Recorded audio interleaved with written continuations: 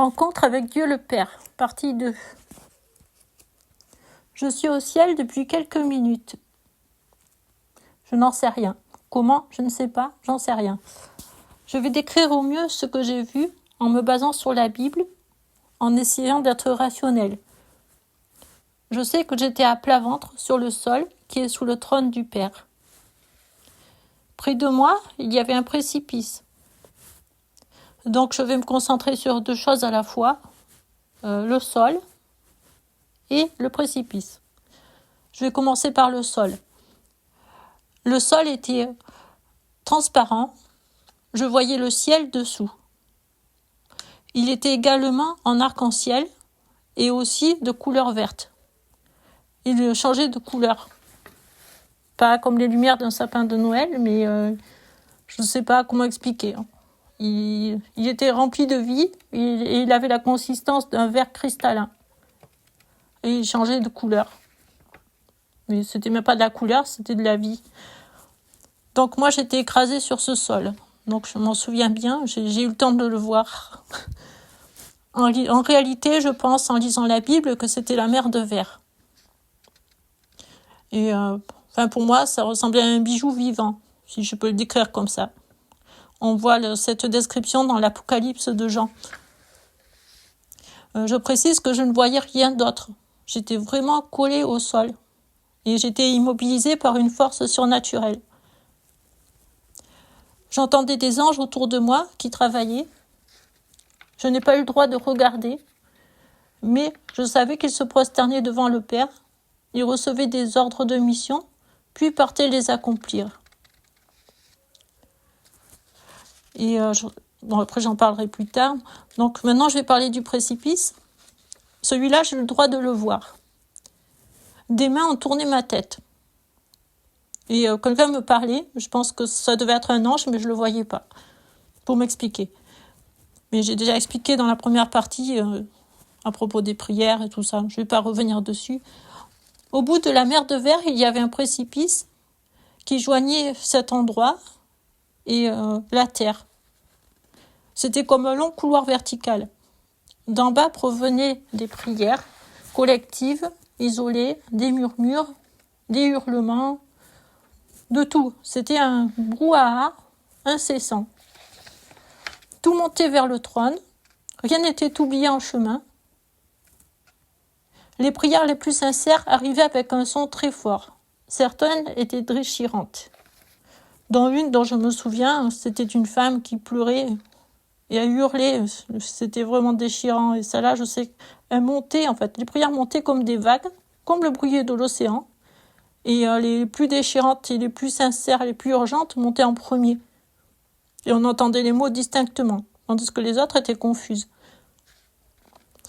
Bon, c'est difficile à décrire, mais c'était comme ça. On peut imaginer un océan avec un océan de voix, en fait, avec de l'écume, et puis les vagues les plus hautes, c'était les prières les plus urgentes et les plus déchirantes, et les plus sincères.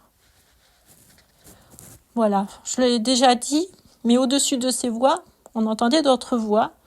Et au-dessus de ce précipice et de l'endroit où j'étais, j'entendais des voix qui parlaient avec la puissance du tonnerre.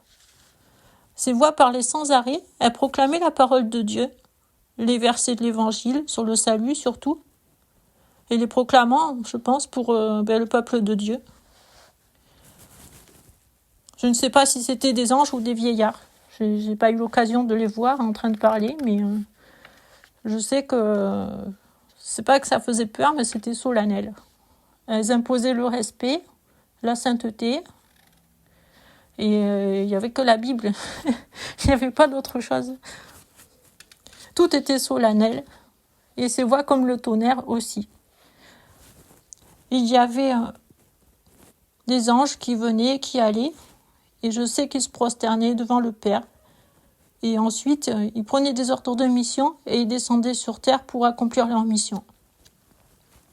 Voilà, le mieux que je puisse expliquer. Ensuite, je trouve que quand on lit la Bible, dans l'Apocalypse de Jean, si on le fait en priant, on peut ressentir l'ambiance du ciel. Bon, maintenant je vais dire ce que j'ai vu sur le Père. Alors je l'ai entendu parler. Je ne l'ai pas vu parce que personne ne peut voir le Père. Celui qui dit qu'il a vu le Père, c'est que c'est un menteur parce qu'on ne peut pas le voir sauf si on est mort. Les disciples ont demandé à Jésus, montre-nous le Père et cela nous suffit. Et Jésus a dit, mais tu es resté combien de temps avec moi et tu ne l'as pas vu? Car le Père est en moi. C'est ce que Jésus a dit à ses disciples. Donc il vaut mieux se référer à l'Évangile si on veut vraiment connaître le Père. Jésus nous a montré le chemin pour lui ressembler.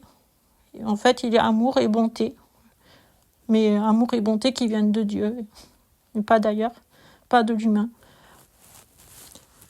Alors, je vais vous parler de ce qui m'est arrivé pour moi. J'étais toujours écrasée au sol, mais émerveillée. J'ai entendu une voix beaucoup plus forte que les autres. Le bruit du tonnerre, mais plus. C'était « Je te bénis, mon peuple », mais fort. Là, il faut vraiment imaginer, moi je ne peux pas le faire, mais le tonnerre, un grondement vraiment énorme, qui secoue tout. Et avec ces mots, « Je te bénis, mon peuple ». Donc c'était pour l'Église. C'était impressionnant. Je ne peux pas vous l'expliquer, mais si vous avez vécu des gros orages, c'était ça, un gros bruit de tonnerre. Et en même temps qu'il parlait, je voyais descendre sur terre, mais une pluie de cadeaux qui venaient du ciel. Je sais que c'était des dons spirituels, la paix, la joie, l'amour, la paix, tout ce qu'on veut. Et après, je me suis rendu compte que c'était la vie de Dieu lui-même. Il distribuait ce qu'il était, c'est-à-dire le climat du ciel, son royaume, tout simplement, pour qu'on le reçoive dans notre cœur et qu'on puisse tenir bon dans ce qu'il nous demande de faire ou dans la vie de tous les jours. Après, je ne vais pas détailler. Peut-être qu'il y avait des biens matériels, je ne sais pas, je ne les ai pas vus. Mais je sais que l'ambiance du ciel, c'est vraiment le plus important à avoir dans son cœur pour affronter la vie de tous les jours. Bon, moi personnellement, j'ai toujours eu peur de Dieu le Père. J'en avais peur et je le respectais, mais j'en avais peur. C'est tout ce que je pensais de lui, c'était ça. C'est qu'il fallait faire attention. Voilà. Donc je me sentais, comme j'étais en plus écrasée au sol, j'étais bien. Je n'étais pas angoissée, mais je me sentais comme une poussière vivante. Je savais que je n'étais rien. Parmi tous ces anges, tout ce qu'il y avait, toute cette gloire, je savais que j'étais rien. J'étais par terre comme une poussière vivante ou un petit insecte. Je me sentais pas une grande créature glorieuse. Non, c'était pas ça du tout. Hein. C'était vraiment pas rien non plus. Hein. Mais quelqu'un de vivant sous le trône de Dieu, une créature de Dieu, une petite créature de Dieu. Voilà. Et c'était spécial. Mais j'étais bien quand même. J'étais vraiment bien. Même de rester comme ça toute ma vie, ça m'aurait suffi parce que je voyais la gloire de Dieu et c'était tellement merveilleux que même de rester écrasé sans rien faire, c'était suffisant. Comme paradis, ça m'aurait bien suffi. Et je savais que s'il voulait m'anéantir, c'était pas difficile. Hein. Mais je savais aussi qu'il ne pouvait pas. Parce qu'en fait, j'ai compris qu'il ne pouvait pas tuer la vie parce que c'est sa vie. C'est lui qui a créé la vie et la vie, on ne peut pas la tuer. Et c'est pour ça qu'en fait, il peut nous chasser. C'est pour ça qu'il y a l'enfer, parce que s'il ne nous supporte plus, mais il nous mettra loin, mais il ne peut pas nous tuer. Voilà pourquoi l'enfer existe et on sera attiré par l'endroit dans lequel on est le plus porté à être. Ce qu'on est nous attirera vers l'endroit où on devra aller passer l'éternité. Bon, je reviens à ce que j'ai vu. Donc à un moment, j'ai entendu quelqu'un qui feuilletait un livre et je savais instantanément, et par instinct, que c'était mon livre de vie. C'était Dieu le Père, assis sur son trône, qui feuilletait mon livre de vie. J'entendais les pages se tourner. C'était impressionnant. Mais je savais que c'était mon livre, donc c'était sérieux. Et là, mes yeux se sont ouverts. J'ai eu le droit de voir, mais que quelques instants. J'ai vu que j'étais devant le trône de Dieu, mais j'ai vu qu'un bout du pied du trône. J'ai pas pu voir mieux.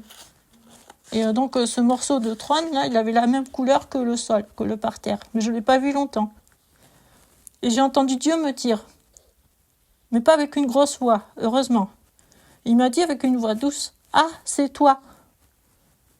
Et il m'a dit, « J'aime ce que tu fais. » Et je voyais en même temps défiler ma vie, car à cette époque, je passais mon temps à évangéliser.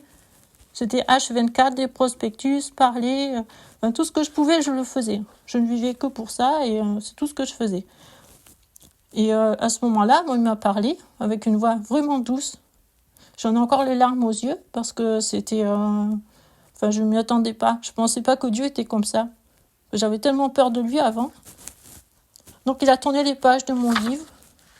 Puis il m'a dit de ne pas avoir peur du diable quand j'évangélise.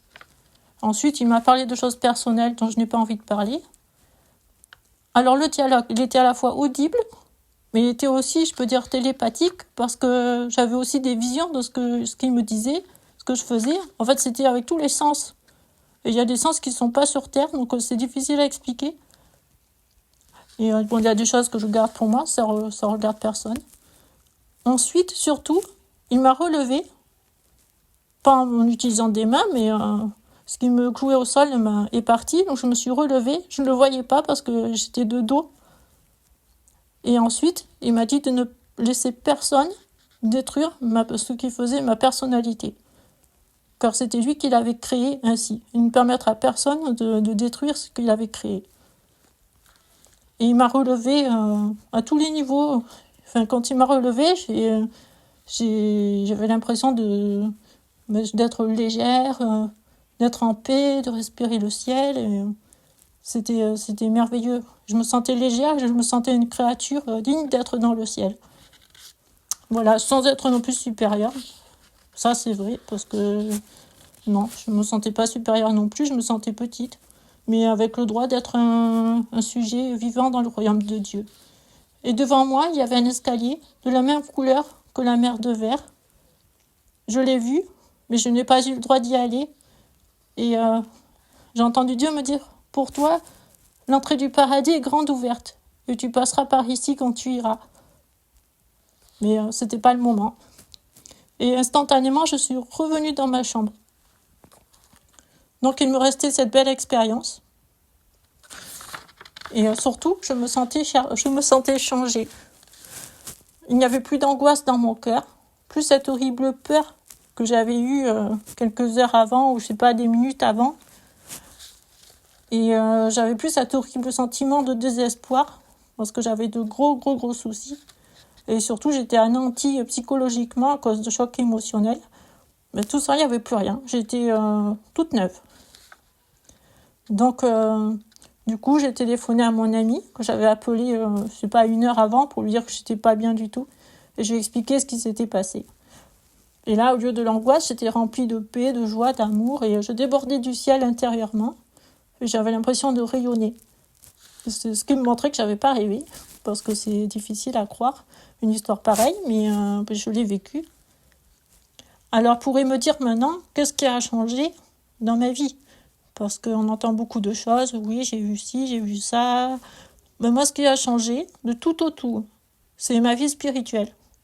Je me sens plus connectée avec le ciel. Souvent, j'entends des cantiques directement du ciel, les paroles et la musique, que je n'ai pas inventées. Et c'est comme parler en langue, mais en fait, dans ma langue, et j'entends ça pendant 3 jours, 3 nuits, 1 semaine. Bon, peut-être pas 1 semaine, mais 3 jours, 3 nuits, je pense que c'est déjà arrivé. Ou même je ne dors même pas, et j'entends la vie du ciel, et j'ai les yeux grands ouverts, et je suis bien, je suis comme au ciel, et puis je suis renouvelée, et c'est très agréable. J'ai reçu des missions spéciales pour évangéliser. J'ai même eu une prophétie sur une ville entière qui s'est réalisée. J'ai vécu plein de choses spirituellement, des expériences spirituelles que j'aurais jamais cru vivre. Et puis surtout, ça m'avait donné plus l'envie d'évangéliser. Voilà, puis j'ai vécu beaucoup plus de choses. Donc c'est la dimension de ma foi qui a changé. Cependant, ce que je veux dire, c'est qu'on peut arriver à la même chose aussi si on a la foi pour croire en la parole de Dieu telle qu'elle est écrite. Et ça, j'ai bien compris. Parce que Dieu, c'est la Bible. Et si on croit en la Bible, si on croit sans voir, eh bien, on peut aussi aboutir à la même chose. Voilà. Donc la Bible est vraie. Et notre Dieu, c'est l'essence même de la vie. S'il y a des personnes qui ont écouté ce message et qui ne connaissent pas Dieu, ben, je vous souhaite de le rencontrer et de ne pas tarder.